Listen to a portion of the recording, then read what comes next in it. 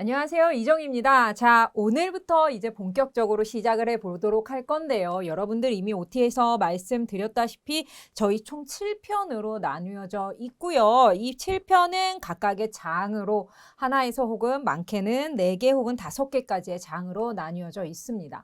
그래서 여러분 OT에서도 말씀 이제 드렸다시피 좀 더 폭넓게 본다라고 생각을 하시면 될 것 같아요. 그래서 굉장히 세분화되어 있습니다. 우리가 기존에 만약에 이전에 국어를 공부하셨던 분들이라면 뭐 또 다른 어떤 분야에서 공부를 하셨던 분들이라면 우리가 한 번에 혹은 1시간 안에 배웠던 내용들을 저희가 10시간 정도로 나누어 놨고요. 그렇다 보니까 굉장히 자세합니다. 그래서 이런 단어가 있었어? 이런 어휘로 불리기도 해? 라고 할 정도로 굉장히 폭넓다라는 거 미리 말씀드리고요.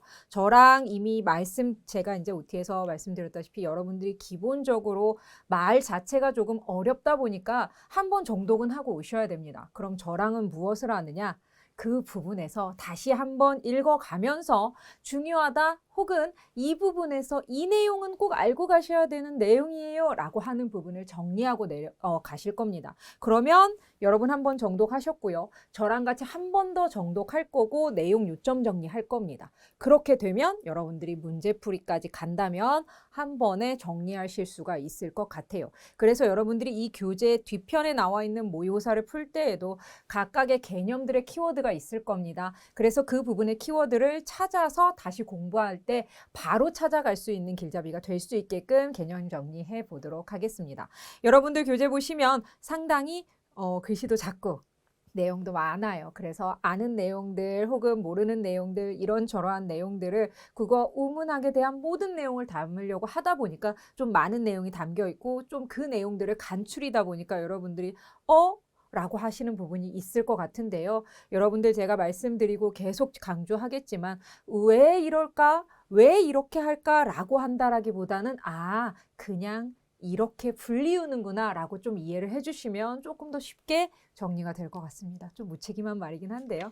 여러분들 아마 읽어보시면 내용을 보시면 알 것 같아요. 문법이다 보니까 저희가 왜라고 설명하고 그것을 논리적으로 풀어나간다라기보다는 이걸 이렇게 그냥 정리했어요. 저희가 좀 정리해서 알기 쉽게 이렇게 분류해 놨어요 라고 할 수 있을 것 같습니다. 먼저 1편에서는요. 의문론과 음성학에 대해서 나와 있는데요. 1장에서는 의문론입니다.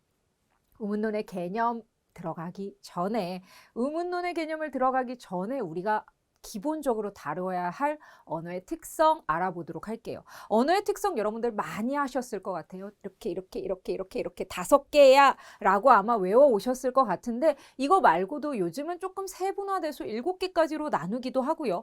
우리 교재처럼 말을 조금 어렵게 쓰기도 합니다. 그런데 우리 기본적으로 기본서는 우리 교재죠. 그래서 기본서에 나와 있는 어휘로 혹은 개념으로 이해를 해주시는 게 가장 좋을 것 같습니다. 언어의 특징입니다. 언어는 인간만이 가지고 있는 것이고요.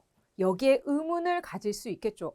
동물들도 서로 그 어떤 어휘를 사용하는지는 우리가 자세히는 모르겠지만 어떤 의미를 상통해 의사소통하는 것 같아. 그럼 저 친구들도 언어를 사용하는 거 아닐까라고 생각할 수도 있겠지만 결론적으로 말하자면 언어는 인간만이 가지고 있는 고유한 특성입니다. 고유한 영역입니다. 왜 그러냐면 성대 및 조음기관과 같은 구조를 가진 동물은 없기 때문이죠.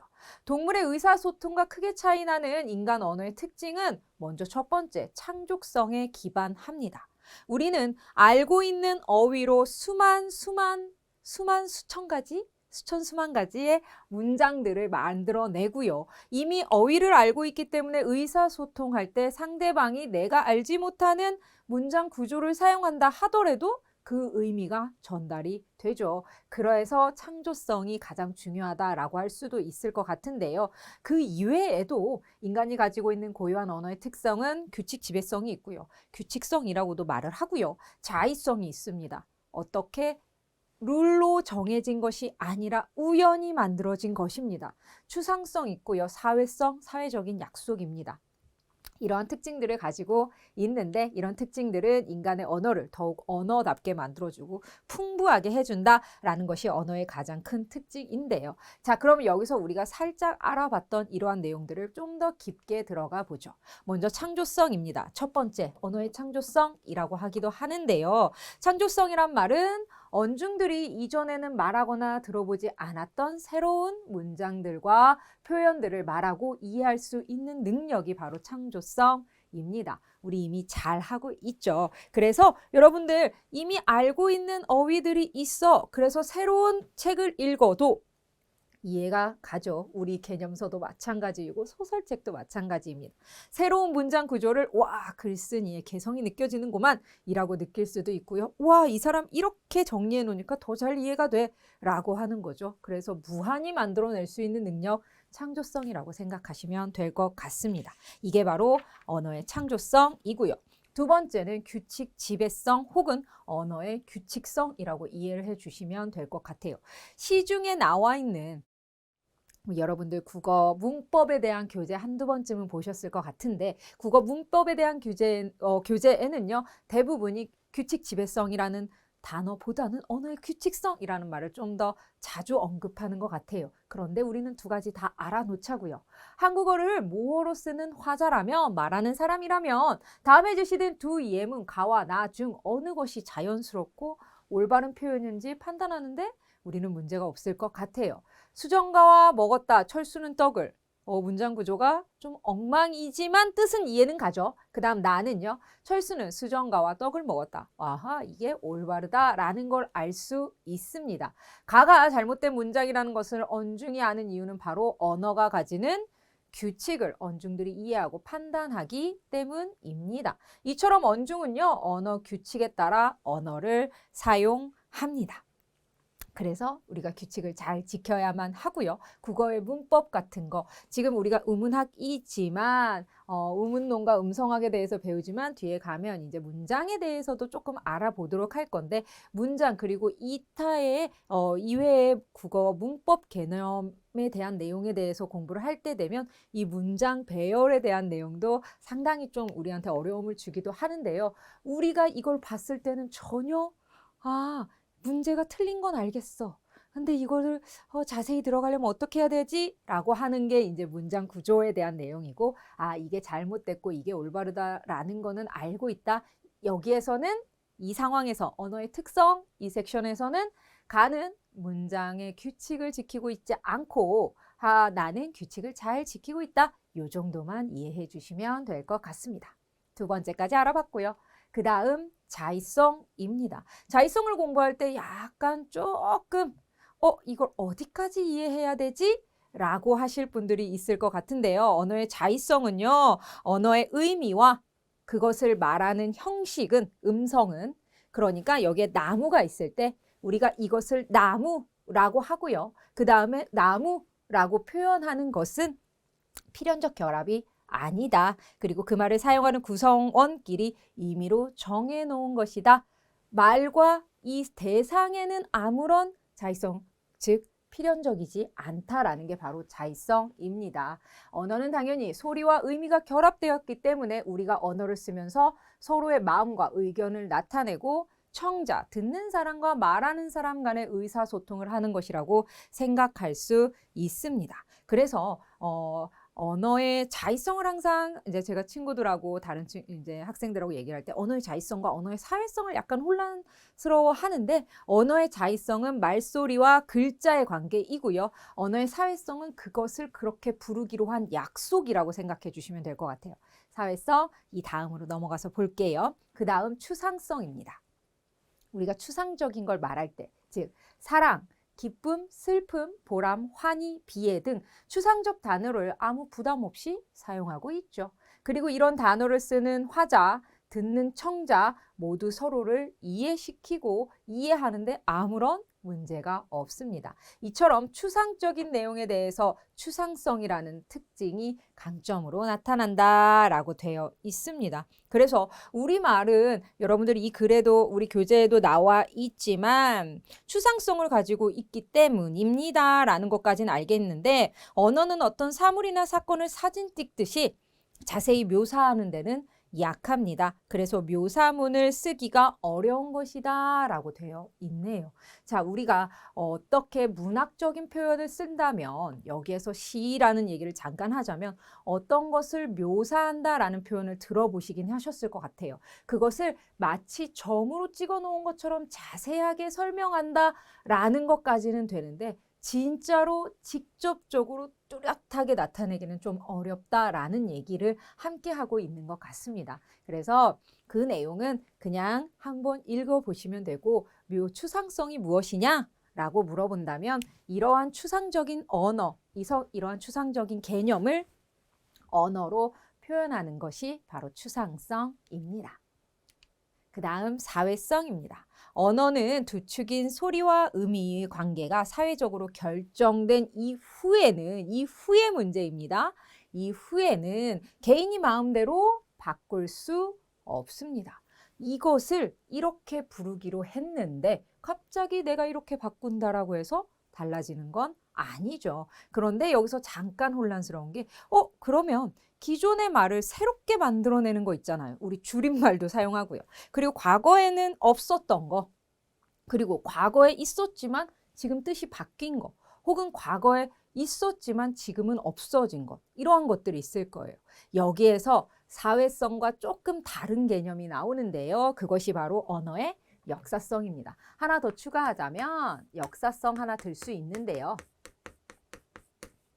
역사성이라고 하는 것은 과거에는 사용했지만 지금은 사용하지 않는 것, 소멸된 게 있고요. 과거에는 이러한 뜻으로 사용됐지만 지금은 뜻이 조금 바뀐 게 있고요.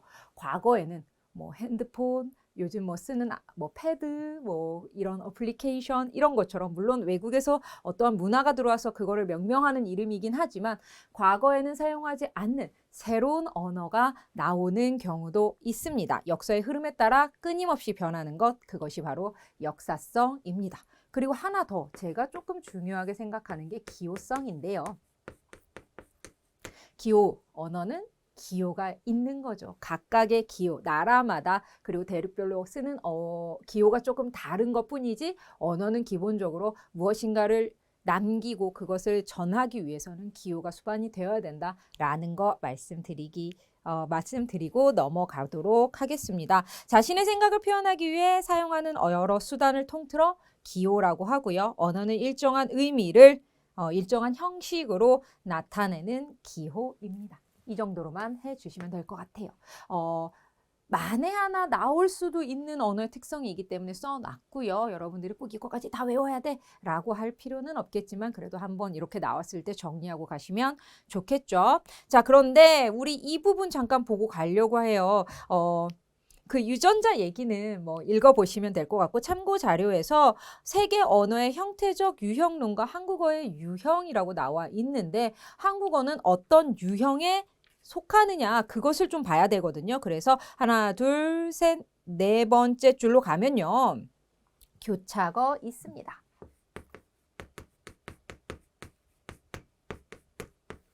이 부분 좀 밑줄 그어주시면 좋을 것 같아요. 교차어는 실질적인 의미를 가진 단어, 형태소라고 하죠. 실질적인 의미를 가진 단어 또는 어간의 문법적인 기능을 가진 요소가 접사 또는 어미가 차례로 결합함으로써 문장 속에서 문법적인 역할이나 관계의 차이를 나타내는 언어로 굴절어와는 달리 어간에서 어형 교체가 전혀 일어나지 않는 특징이 있고요. 한국어가 바로 이에 속합니다. 가끔 이런 문제가 나오기 때문에 우리 이랬을 때 한번 알아두고 가면 좋겠죠. 한국어, 튀르키예어, 일본어 등이 이에 포함이 되는데요. 최근에는 교차어라는 용어 대신에 첨가어라는 용어를 쓰기도 한다. 그렇기 때문에 이 두 가지를 같이 알아두시면 좋겠죠. 그래서 아마 여러분들 한두 번쯤은 들어보셨을 것 같아요. 우리나라 사람이 영어를 배울 때 조금 어려워하는 이유가 문법의 어순이 조금 다르다. 그런데 우리나라 사람이 일본어를 뭐 쉽진 않지만 그래도 배웠을 때 잘 활용할 수 있는 이유가 우리말과 좀 닮은 점이 많기 때문이다 라는 것이 바로 여기에서 생각해 보시면 될 것 같아요. 한국어는 교차거이다 라는 거 알아두시면 될 것 같아요. 이 부분 정리하고 넘어갈게요. 그 다음 그렇다면 언어의 특성 우리 5가지 살펴봤는데요. 이 다음 바로 의문론에 대해서 이제 들어가 보도록 하죠. 언어의 특성은 다 봤습니다. 언어는 기본적으로 소리와 의미의 결합이라고 할 수 있습니다. 우리가 어떤 소리를 들었을 때 머릿속에서 그 의미가 같이 떠오르죠. 나무라고 했을 때 나무, 이렇게 잎이 있고 이렇게 서 있는 아이. 그래서 봄에 새순이 돋아나고 여름에 잎이 피고 가을에 꽃이 있고 겨울에는 싹 떨어지고 이런 것들. 어떤 개념이 머릿속에 떠오르실 거예요. 그것과 소리와의 결합입니다.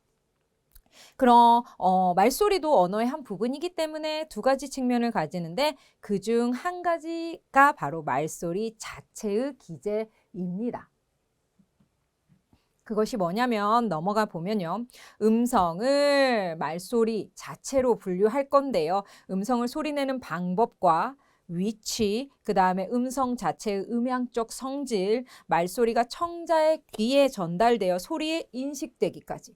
우리는 어떠한 낱말 하나를 읽을 때와 얘가 붙어서 문장으로 나왔을 때 우리 귀에 들리는 소리가 서로 다르다라는 거 알 수 있죠. 그게 바로 서로 간섭을 주고 영향을 받아서 그런 건데요. 그런 이야기를 하는 겁니다. 그게 바로 음성학이고요. 이를 중심으로 삼는 연구 분야입니다. 이 음성학에 대한 내용은 2장에서 다시 살펴보고요. 다른 하나는 음운론이라고 되어 있는데요.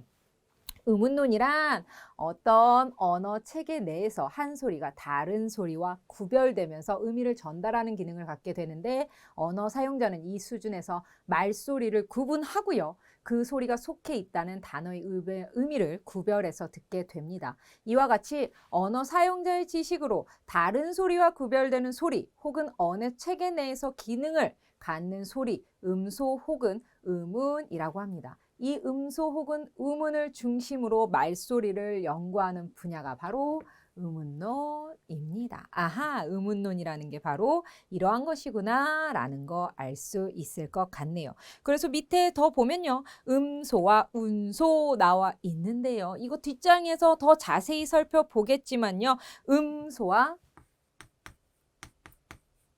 음소와 밑에 보면 운소 나와 있습니다. 뭔가 좀 느껴지시나요? 맞습니다. 음소와 운소 나와 있는데요. 음소와 음소 여기에서 조금 달라지는 게 이걸 제가 하나 표로 표까지는 아니지만 정리를 한번 살짝 해드리면 뒷장에서 물론 자세히 할 겁니다.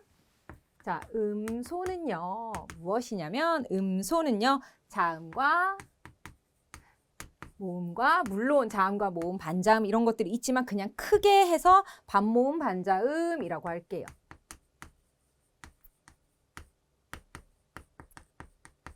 이러한 아이들이 음소이고요. 음우는요.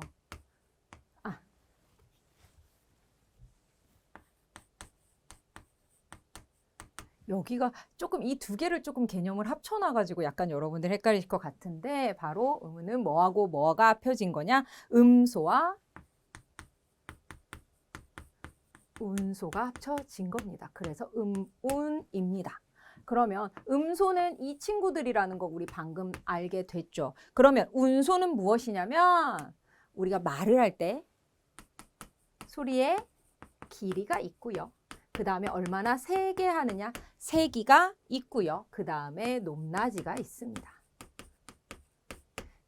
이렇게 3개. 근데 우리말에서는 대부분 이쪽으로만 연구 대상이 되는 거죠. 그래서 말과 말, 밤과 밤, 눈과 눈 이런 것들. 장단만 좀 있고요. 나머지는 이제 현대국어에서는 거의 사라졌다라고 할 수 있을 것 같습니다. 그래서 이거를 여러분들이 여기에서 음소와 운소라고 되어 있는데 음소와 운소를 이렇게 나누면 음운이라고 하고요. 운소와 음소는 자음 모음, 뭐 반자음 반모음 이렇게 기역 니은 아야어여 이런 걸 말하고요. 운소는 소리의 길이, 색이, 높낮이라는 거 이 정도만 알고 넘어가시면 될 것 같아요. 뒷장에서 좀 더 자세히 보도록 하겠습니다. 그렇다면 우리가 어디까지 알아봐야 하는지 그 내용이 바로 대상과 범위라고 할 수 있을 것 같습니다. 음소와 운소 그리고 음소가 모여 구성하는 음절의 구조가 의문론에서 기본적으로 연구되는 세부 연구 대상입니다. 또 각각의 언어에서 쓰이는 자음들과 모음들이 모여 각각 자음체계, 모음체계 표 아마 보실 거예요. 자음체계, 모음체계 읽어보셨을 것 같은데 자음체계와 모음체계 표는 여러분들이 머릿속에 담고 있으셔야 됩니다. 이 자음체계와 모음체계 의문론에서 다루는 부분입니다. 한국어의 경우 자음과 모음이 모여서 한 글자를 이루는 것을 음절이라고 하고요. 한 음절 내에 자음군이나 모음군이 모여 오는 경우 어떤 소리들이 와야 하는지에 대해서 연구하는 부분을 어떻게 배열할 것인가 음소 배열론이라고 합니다. 이 부분도 의문론에서 연구 대상으로 보는 거죠. 그래서 조금 더 정리하면 하나하나 한번 정리해 볼까요? 먼저 음절의 구조에 대해서 알아볼 거고요. 그 다음에 자음 체계와 모음 체계에 대해서 알아볼 겁니다. 그 다음 음절과 어떻게 배열할 것인지 배열론에 대해서 알아볼 거고요. 그 다음 바로 자질입니다. 음소들은 각각 소리들을 구성하는 음성적 또는 의문적 특징들을 가지고 있는데 이러한 음성적 특징을 자질이라고 하는데 우리 자질에 대해서도 한번 알아볼 겁니다. 그래서 다른 소리들과 구별되는 변별적이라고 하는 것과 그 다음에 변별적 자질이라고도 되어 있네요. 어떻게 해서 변별을 가지게 되는지 변별적 자질에 대해서 연구해 보도록 할 거예요. 그 다음 의문 현상과 의문 규칙에 대해서도 알아보도록 할 건데요. 어느 언어든지 자음과 모음이 어우러져 음절을 구성하고 음절이 모여 단어, 형태소를 만들게 됩니다. 자음과 모음이 앞뒤로 올 때 자음과 모음은 음과 본래 대로 나오는 경우도 있고 서로 앞뒤에 모음, 자음의 영향으로 소리가 바뀌거나 글자가 바뀌어가지고 소리가 나는 경우도 있죠. 이런 현상을 의문현상 그리고 이런 의문현상이 나타나는 규칙을 의문규칙이라고 하는데 이 두 가지도 역시 연구 대상이다라는 거. 그래서 의문의 현상과 이러한 규칙도 알아보도록 할 거예요. 규칙이라고 하면 맞습니다. 절대 변하지 않는 법 같은 존재인 거죠. 그래서 그 규칙을 찾아내는 게 조금 까다롭기도 합니다. 자, 이렇게 해서 알아보도록 할 건데요. 그리고 맨 끝에 제약 또한 있는데요. 제가 제약은 빼먹었네요. 제약 또한 알아보도록 할 거예요. 어떠한 제약들이 있는지. 그래서 제약을 어기지 않기 위해 국외음악 규칙도 적용된다요. 그리고 이런 의문 현상을 갖게 되는데 이러한 제약도 의문론에서 연구 대상으로 포함하고 있다라고 되어 있네요. 이런 제약까지 알아보도록 할 겁니다. 그래서 오늘 이 시간은요. 크게 언어에는 어떤 특징이 있고 우리가 앞으로 어떠한 것들을 알아보게 될지 조금 많아서 그리고 아마 제가 계속 말씀드리지만 조금 더 폭넓게 수업을 해야 되기 때문에 교재 자체가 우리가 지금 3단계이기 때문에 조금 넓게 얘기해야 돼서 그러한 내용들이 여러분들을 조금 혼란시킬 수도 있는데 본질은 바뀌지 않는다라는 거. 그래서 우리가 방금 알아봤던 것들 앞으로 연구를 해봐야 할 것들 가장 먼저 이제 음절의 구조부터 시작을 해서 자음 체계와 모음 체계로 넘어갈 거고 음절과 자질, 의문 현상, 그 다음에 제약 이런 순서대로 쭉 가도록 할 건데요. 이것들만 변하지 않는다라는 거 그리고 이게 어떤 개념인지 머릿속에 떠올리시기만 하면 된다라는 것만 말씀드릴 수 있을 것 같습니다. 자, 오늘 여기까지 하고요. 다음 시간에는 이제 2장의 음성학으로 본격적으로 들어가 보도록 할 건데요. 음성학으로 들어가기 전에 한번 쭉 읽어보시고요. 맨 마지막 장의 앞과 뒤에 있는 자음표와 모음분류표 그 내용도 한번 보시기 바랍니다. 아마 모음분류표가 우리가 봤던 모음분류표와는 조금 다르네? 라고 하는 거 느끼실 수 있을 것 같아요. 그런데 맨 마지막 장에 지금 우리가 가장 흔히 사용하고 있는 모음표 따로 준비되어 있고요. 자음표도 우리가 평상시에 봤던 읽기 우리가 평상시에 그냥 썼던 단어와는 조금 다른 단어들로 구분이 되어 있네 라고는 하지만 그 구분 내용 자체는 바뀌지 않는다라는 거 말씀드릴게요. 다음 시간에 좀 더 깊게 말씀드리도록 하겠습니다. 오늘 여기까지 하고요. 전 다음 장 음성학으로 인사드리도록 할게요. 감사합니다.